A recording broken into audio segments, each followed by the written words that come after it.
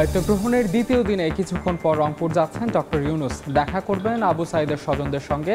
সকাল থেকেই বাড়িতে মানুষের ভিড়। সুষ্ঠু বিচার দাবি স্থানীয়দের। সাধারণ মানুষ চাইলে নতুন রাজনৈতিক দল গঠন করবে বৈষম্য বিরোধী ছাত্র আন্দোলন, জানালেন দুই সমন্বয়ক। গুরুত্ব দেওয়া হবে সেবাধর্মী কাজ, সাম্য আর মানবিক মর্যাদা নিশ্চিতই হবে মূলনীতি। নাগরিকের প্রত্যাশাটি যদি আমাদের প্রতি অব্যাহত থাকে, সেক্ষেত্রে রাজনৈতিক দল খোলার ক্ষেত্রে আমরা অবশ্যই বিবেচনা করব। রাষ্ট্রে এমন একটা রাজনৈতিক দল থাকবে যারা পরিবারতন্ত্রের বাইরে থাকবে। আতঙ্ক, নিরাপত্তা দিতে সতর্ক পাহারায় শিক্ষার্থী, স্থানীয় বাসিন্দারা। খুলেছে অর্ধেকের বেশি থানা, কাজ চলছে সীমিত পরিসরে।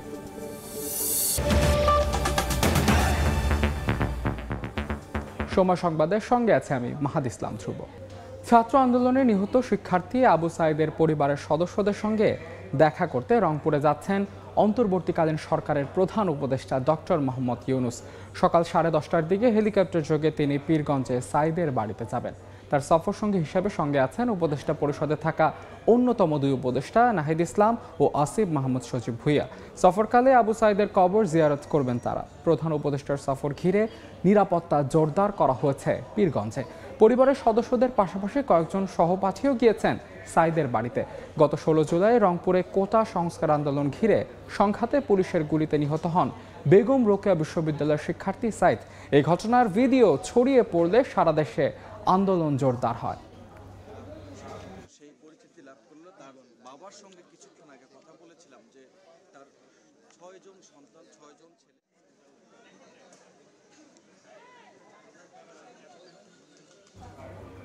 এই মুহূর্তে পীরগঞ্জে আবু সাঈদের বাড়িতে আছেন সহকর্মী সানভীর রূপল। সরাসরি যাচ্ছে তার কাছে। রূপল, রংপুরের রোকেয়া বিশ্ববিদ্যালয়ের ইংরেজি বিভাগের 3য় বর্ষের ছাত্র আবু সাঈদ মৃত্যুর পরে আজকে অন্তর্বর্তীকালীন সরকারের প্রধান উপদেষ্টা সহ আরও 2 ছাত্র সমন্বয়ক এবং এখন উপদেষ্টা, তারা 3 জন এখানে তার আবু সাঈদের বাড়িতে আসবেন এবং তার স্বজনদের সঙ্গে দেখা করবেন এবং তার কবর জিয়ারত করবেন। এখন আর অল্প কিছুক্ষণের মধ্যেই তিনি হেলিকপ্টারে এসে পৌঁছানোর কথা পীরগঞ্জে এবং পীরগঞ্জ থেকে সেখান থেকে এখানে চলে আসবেন এবং এখানে এসে এরই মধ্যে সকালবেলা তার সহপাঠীরা তারা দোয়া মোনাজাত করেছেন এবং তারপর কিছুক্ষণ পরে দেখতে পেয়েছি যে বৈষম্য বিরোধী ছাত্রদের যে সমন্বয়ক সার্জিস আলম সহ আরও একটি প্রতিনিধি দল তারা এই আবু সাঈদের বাড়িতে এসেছেন এবং এখান থেকে অন্তর্বর্তীকালীন সরকারের প্রধান উপদেষ্টা ডক্টর মোহাম্মদ ইউনূস তিনি চলে যাবেন রংপুরের রোকেয়া বিশ্ববিদ্যালয় এবং রোকেয়া বিশ্ববিদ্যালয় সেখানে একটি ছাত্রদের সামনে ব্রিফিং করার কথা এবং এছাড়া রংপুর মেডিকেল কলেজে সেখানে আহতদের দেখতে যাওয়ার কথা রয়েছে।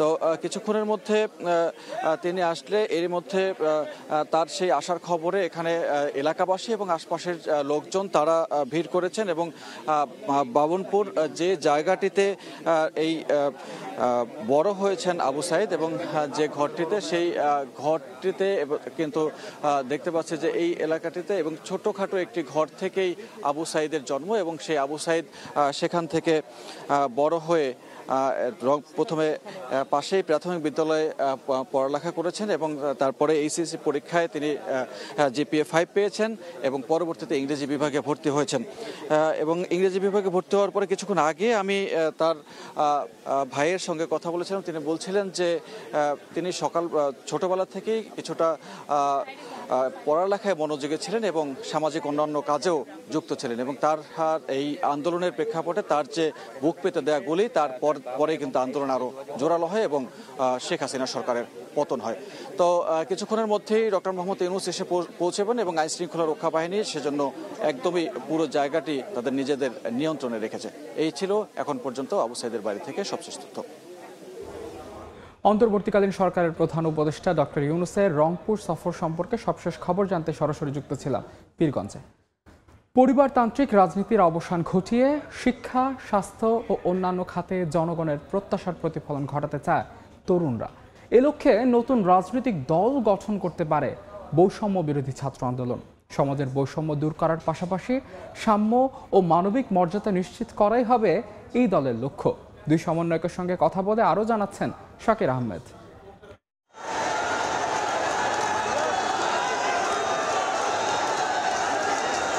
শোষণ, বঞ্চনা আর বৈষম্যের বিরুদ্ধে তারুণ্যের প্রতিবাদে সৃষ্ট গণজোয়ারে নতুন যুগে পদার্পণ করেছে বাংলাদেশ।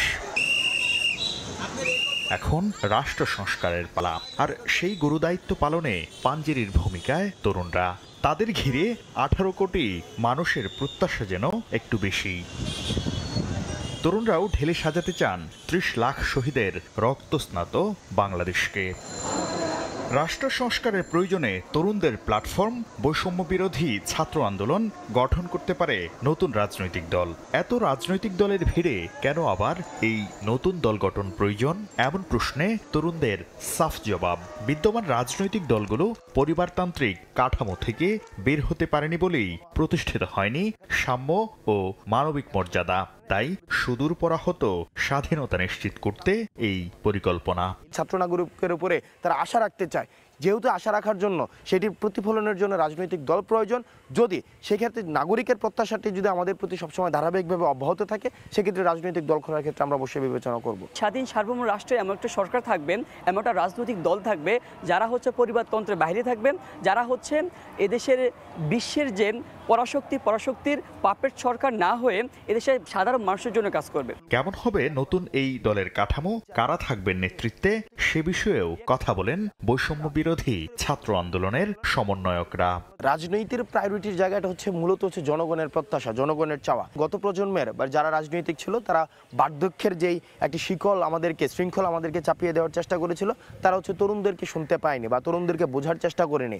আমরা জনগণ কি শুনতে চায়, জনগণ কি চায়, জনগণের যে প্রত্যাশার জায়গাটি, সেই প্রত্যাশার জায়গাটি পূরণ করার হচ্ছে যেই শপথ, সেটি হবে আমাদের রাজনৈতিক দলের মূলনীতি। রাষ্ট্রের প্রতিষ্ঠানগুলোকে একটি ধ্বংস করে দেওয়ার যে একটি প্রত্যেকটি রাজনৈতিক দলের প্রিভিয়াস আমাদের যে এক্সপিরিয়েন্স হয়েছে, তাদের যে একটি প্রবণতা থাকে, সেই জায়গায় আমাদের সেই বিষয়টি থাকবে না, বরং থাকবে যেই সাংবিধানিক প্রতিষ্ঠানগুলো রয়েছে, বিশেষ করে নির্বাচন কমিশন, এই যে খাতগুলো রয়েছে, সেগুলোর প্রতি মানুষের আস্থা এবং বিশ্বাসের জায়গাটি নিশ্চিত করাই হবে আমাদের রাজনীতির মূল প্রিন্সিপাল। অর্থাৎ সেবাধর্মী একটি রাজনৈতিক দল ক্রিয়েট করার, সেটি হচ্ছে, যদি আমরা রাজনৈতিক দল ক্রিয়েট করি, সেটি হচ্ছে আমাদের মূলনীতির জায়গায় প্রাধান্য পাবে। দলীয় লেজুর ভিত্তিক ছাত্র রাজনীতির অবসান ঘটাতে চান তরুণরা। ছাত্র অধিকার প্রতিষ্ঠায় শিক্ষাঙ্গনে ছাত্র সংসদ সক্রিয় করার পরিকল্পনা তাদের। লেজুর ভিত্তিক অর্থাৎ কোনো মাদার টিমের স্পোকসম্যান হিসেবে বিশ্ববিদ্যালয়ে লাঠিয়াল বাহিনী হিসেবে কাজ করবে, সিট দখল করবে, হল ক্যান্টিনে বাণিজ্য করবে, সেই ধরনের রাজনীতি যেটি বাংলাদেশের মানুষ মুখ ফিরিয়ে নিয়েছে, সেই রাজনীতি আর বাংলাদেশের শিক্ষার্থীরা চায় না। বরং বাংলাদেশের শিক্ষার্থীরা যেই ধরনের রাজনীতি চায়, সেটি হচ্ছে মেধাভিত্তিক রাজনীতি, সেটি হচ্ছে পাওয়ার পলিটিক্স আর থাকবে না, সেটি হবে পলিসি পলিটিক্স, এবং সেটি সূতিকাগার হবে হল সংসদ। ছাত্রদেরকে নিয়ে বিশ্ববিদ্যালয়, তাদের কোনো এখানে স্ট্রিক্ট নেই, তাদের কি দাবি দাওয়াগুলো তুলে ধরার মতো কোনো প্ল্যাটফর্ম তাদের নেই, কোনো ব্যক্তি নেই, কোনো প্রতিনিধি নেই। সেই জায়গা থেকে অতি শীঘ্র ছাত্র সংসদ কার্যকর করার বিষয়ে আমরা বর্তমান যে সরকার গঠিত হয়েছে, সেই সরকারের আমরা আহ্বান জানাবো। জনগণের ম্যান্ডেট নিয়ে সংস্কার করতে চান শিক্ষা ব্যবস্থার, ঢেলে সাজাতে চান স্বাস্থ্য খাত। আমরা যুগোপযোগী একটি শিক্ষা পদ্ধতি, যেখানে বিজ্ঞান মনস্কতার হচ্ছে অবাধ প্রসারের সুযোগ থাকবে, যেখানে হচ্ছে কারিগরি শিক্ষা পদ্ধতির অবাধ প্রসারের সুযোগ থাকবে, এবং স্বনির্ভর বাংলাদেশের গঠনের জন্য একজন শিক্ষার্থীকে যেভাবে হচ্ছে নিজেকে স্বনির্ভর করতে হয়, সেই জায়গাগুলোকে হচ্ছে ফোকাস করে যে ধরনের শিক্ষা পদ্ধতি প্রণয়ন করতে হয়, স্টেক হোল্ডারদের সাথে কথা বলে বর্তমান বিদ্যমান শিক্ষা পদ্ধতি সেখানে অবশ্যই সংস্কার করা হবে। আর আদালতের প্রতি মানুষের আস্থা ফিরিয়ে আনতে বিচার ব্যবস্থার সংস্কারও চান তরুণরা। মোটা দাগে যদি বলতে যাই, বিচার ব্যবস্থা পরবর্তীতে। শাকির আহমেদ, সময় সংবাদ, ঢাকা। সময় সংবাদে আরও থাকছে, অর্থনীতিবিদ ডক্টর মোহাম্মদ ইউনূস অন্তর্বর্তীকালীন সরকারের হাল ধরায় সুদিনের আশায় ব্যবসায়ীরা, সমৃদ্ধ ও টেকসই বাণিজ্যের প্রত্যাশা, আর্থিক খাতগুলোতে সংস্কারের তাগিদ সাধারণ মানুষের। ধীরে ধীরে স্বাভাবিক হতে শুরু করেছে বিভিন্ন থানার নাগরিক সেবা কার্যক্রম। মাঠ পর্যায়ে পুলিশের তদন্ত কার্যক্রম শুরু না হলেও থানায় গিয়ে সাধারণ ডায়েরি করতে পারছেন মানুষ। এ বিষয়ে বিস্তারিত জানাতে খুলনা সদর থানার সামনে আছেন সহকর্মী আব্দুল্লাহ আল মামুন রুবেল এবং রাজশাহীর শাহ মখতুম থানার সামনে আছেন মওদুদ রানা। সরাসরি শুরুতেই যাচ্ছে রুবেলের কাছে। রুবেল, ধীরে ধীরে স্বাভাবিক হয়ে আসছে। খুলনার পুলিশ প্রশাসনের বিভিন্ন কার্যক্রম, বিভিন্ন থানায় যোগদান শুরু করেছেন থানার যারা পুলিশ সদস্যরা রয়েছেন তারা। গতকালও কিন্তু থানার অভ্যন্তরে যারা পুলিশ সদস্য রয়েছেন তারা আসলে দায়িত্ব পালন করেছিলেন। আজও কিন্তু সকাল থেকে আমরা দেখছি পোশাক পরিহিত এবং সাদা পোশাকে খুলনা সদর থানা সহ খুলনার বিভিন্ন থানায় পুলিশ কাজে যোগদান করেছেন এবং এখানে পুলিশের প্রতিটি থানায় কিন্তু আমরা পুলিশ সদস্যদের পাশাপাশি আমরা নিরাপত্তার জন্য সেনাবাহিনীর সদস্যদের এবং পাশাপাশি বাংলাদেশ নৌবাহিনীর সদস্যদেরও কিন্তু দায়িত্ব পালন করতে দেখেছি। এখানকার পুলিশের যিনি সদর থানার যিনি কর্মকর্তা, ভারপ্রাপ্ত কর্মকর্তা, তার সঙ্গে কথা বলছে। তারা আসলে জানিয়েছেন যে থানার নিরাপত্তা সহ তাদের যে কার্যক্রম সেসব কার্যক্রম তারা এরই মধ্যে গতকাল থেকে আসলে শুরু করেছেন। এর মধ্যে জিডি গ্রহণ, মামলা গ্রহণ বা অন্যান্য যে সমস্ত কার্যক্রম রয়েছে থানার অভ্যন্তরে সেসব কার্যক্রম তারা শুরু করেছেন এবং তারা বলছেন যে তারা খুব শীঘ্রই থানার বাইরে যে দায়িত্বগুলো রয়েছে তাদের সেই দায়িত্বগুলো খুব দ্রুত শুরু করবেন। এর মধ্যে কিন্তু আমরা যারা সেবা গ্রহীতা রয়েছেন তাদেরকেও কিন্তু দু একজনকে থানায় আসতে দেখেছি এবং তারা থানায় এসে অনেকেই কিন্তু সেবা গ্রহণ শুরু করেছেন। এর পাশাপাশি খুলনার যে বিভিন্ন থানা সেসব থানায় কিন্তু আমরা একই রকম চিত্র দেখেছি।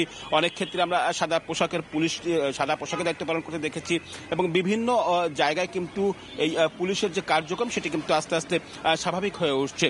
এখানকার যিনি উপ পুলিশ কমিশনার রয়েছেন তিনি আমাদের জানিয়েছেন যে পুলিশ সদস্যদের সঙ্গে তাদের কথা হয়েছে, একাধিকবার কথা হয়েছে এবং তারা আসলে আশ্বস্ত করেছেন তাদেরকে যে পুলিশ খুব দ্রুতই তাদের কার্যক্রম আসলে তার কার্যক্রম শুরু করবেন এবং সম্পূর্ণভাবে সড়কে যে যান চলাচল বা অন্যান্য চলাচলের যে বাইরে যে তাদের দায়িত্ব রয়েছে সেসব দায়িত্ব কিন্তু আসলে তারা পালন করবেন। সব মিলিয়ে বলা যায় যে গত কয়েকদিনে আসলে অস্থিরতা কাটিয়ে ধীরে ধীরে স্বাভাবিক হতে শুরু করেছে খুলনার এই পুলিশের কার্যক্রম। সব মিলিয়ে এই ছিল খুলনা থেকে যে থানায় যে পুলিশের কার্যক্রম শুরু তার সবশেষ খবর। আমরা একটু রাজশাহীতে যাব, সেখানকার থানার খবর জানতে। সেখানে রয়েছে আমাদের সহকর্মী মওদুদ রানা।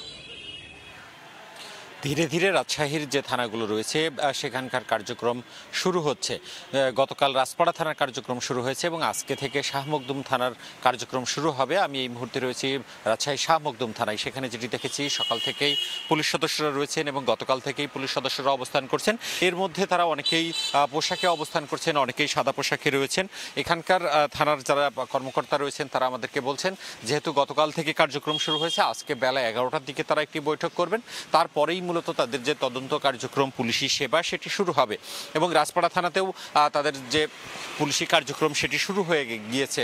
তারা যেটি বলছেন যে পুলিশ সদস্য যারা রয়েছেন তাদের যে মনোবল সেটিও ফিরে আসতে শুরু করেছে। তাদের মধ্যে যে শঙ্কা ছিল সেই শঙ্কাও কিছুটা দূর হয়েছে, তবে পুরোপুরি সেই তাদের শঙ্কা এবং তাদের যে মনোভাব সেটি দূর হতে তাদের আত্মবিশ্বাস ফিরে পেতে কিছুটা সময় লাগবে। আর আপনাকে জানিয়ে রাখি যে প্রতিটি থানাতেই আনসার সদস্যরা রয়েছেন এবং সাথে সেনাবাহিনীর সদস্যরা রয়েছেন, পুলিশ সদস্যরা রয়েছেন এবং সেনাবাহিনীর সদস্যরা এখানে সার্বক্ষণিক থাকবেন। আমরা জানতে পেরেছি যে এই থানা থেকে লুণ্ঠিত যে মালামাল বা যেসব মালামাল খোয়া গেছে সেগুলো উদ্ধারেও কাজ শুরু হয়েছে এবং সেনাবাহিনী রাজশাহী নগরী সহ রাজশাহীর বিভিন্ন প্রান্তে সেই কাজও শুরু করবেন। আপনাকে জানিয়ে রাখি রাজশাহী নগরীর বুলনপুর এলাকায় সেনাবাহিনী বেলা 11টার দিকে কাজ শুরু করবেন এবং পুলিশ যেটি বলছেন যে সেনাবাহিনী এবং তারা কাজ শুরু করতে পারলে দ্রুতই তাদের যে মনোবল সেটি তারা ফিরে আসবেন এবং তারা এখন যেটি জানিয়েছেন যে তারা আজকে বেলা 11টার সময় একটি বৈঠক করবেন, করার পর যে পুলিশি কার্যক্রমগুলো রয়েছে সাধারণ মানুষকে আইনি সেবা দেওয়া সেটি করবেন, তদন্ত কার্যক্রম শুরু করবেন এবং তাদের যে চোরাই মালগুলো খোয়া গেছে সেই মালামালগুলো পুনরুদ্ধারে তারা কাজ করবেন।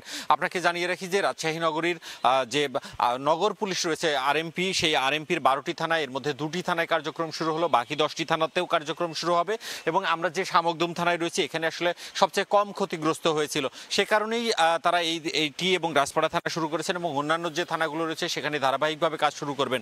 আমরা পুলিশের ঊর্ধ্বতন কর্মকর্তাদের সাথে কথা বলেছি, তারা যেটি বলছেন রাজশাহী জেলার যে পুলিশি কার্যক্রম সেটিও দ্রুত শুরু হবে এবং তারা সেই থানার যে পরিষ্কার পরিচ্ছন্নতার কাজ সেটি করছেন এবং রাজশাহী আরএমপির যে সদর দপ্তর রয়েছে আমরা গত কয়েকদিন দেখেছি শিক্ষার্থীরা সেটি পরিষ্কার পরিচ্ছন্নতার কাজ করছে এবং সদর দপ্তরের কাজও খুবই দ্রুত শুরু হবে বলে আমাদেরকে জানিয়েছেন পুলিশের ঊর্ধ্বতনরা। এই ছিল রাজশাহী থেকে আমার কাছে সর্বশেষ। সরাসরি যুক্ত ছিলাম রাজশাহীতে এবং তার আগে যুক্ত ছিলাম খুলনায়। আপিল ও হাইকোর্ট বিভাগের সব বিচারপতিকে নিয়ে জরুরি ফুল কোর্ট সভা ডেকে পরে তা স্থগিত করেছেন প্রধান বিচারপতি ওবায়দুল হাসান। ভার্চুয়ালি বিচারপতিরা সভাটি করার সিদ্ধান্ত নিয়েছিলেন বলে জানা গেছে। বুধবার থেকে বন্ধ দেশের সব আদালতের কার্যক্রম। রোববারের মধ্যে হাইকোর্ট সহ সব আদালত খুলে দেওয়ার দাবি জানিয়ে আসছিলেন আইনজীবীরা। একই সঙ্গে প্রধান বিচারপতি ওবায়দুল হাসান সহ আপিল বিভাগের বিচারপতিদের অপসারণ দাবি করে বৈষম্য বিরোধী ছাত্র আন্দোলন এক সমন্বয়ক আসিফ মাহমুদ ফেসবুক পোস্টের মাধ্যমে তা নিশ্চিত করেছেন।